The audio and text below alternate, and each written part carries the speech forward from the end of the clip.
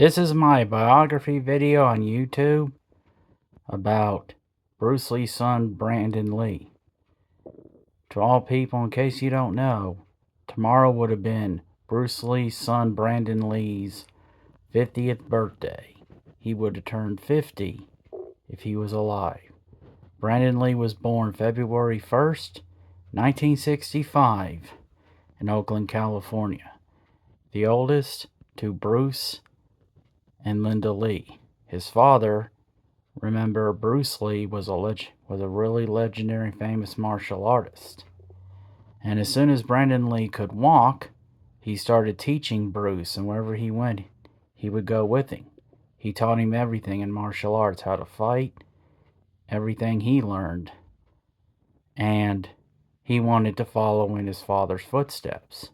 His father was best known for doing Kato and the Green Hornet, but unfortunately that show didn't last. Eventually he went to started to do movies.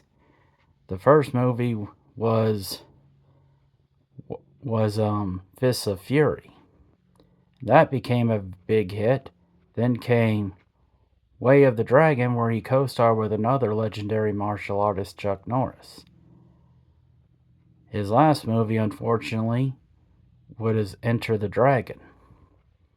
And unfortunately, he didn't live to see the success he worked so hard on, and his last movie would have been his last movie with Kwangji Jabbar didn't make it. They had to redo some of it because Bruce Lee unfortunately died at the age of 32 from a cerebral edema allergic reaction to a headache pill. Many speculated his father was murdered. Why? Many reasons. They think either because he was given too many martial arts secrets out, and his father, Bruce Lee, also had ties to organized crime. But they think next to Martin Luther King Jr., he was the second non-white to stand up against racism. In fact, before the Civil Rights Act of 1964, it was forbidden for a Chinese to teach a non-Chinese martial arts styles. Why? Because back then it was considered giving secrets to their enemies. But Bruce Lee ignored them and tried to use martial arts to counteract against racism. His son tried to follow in his father's footsteps, and he did a few movies.